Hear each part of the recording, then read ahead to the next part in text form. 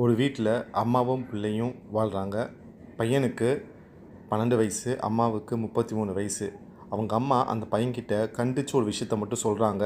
"நீ என்ன நடந்தாலும் வீட்டில் இருக்கக்கூடிய அடித்தளத்துக்கு மட்டும் நீ போகக்கூடாது" அப்படின்னு சொல்லி வைக்கிறாங்க.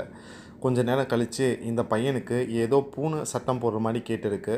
அந்த சத்தம் அடித்தளர்ந்து வர்றதுனால வீட்டு அடித்தளத்துக்கு அந்த பையன் ஓடி போனான்.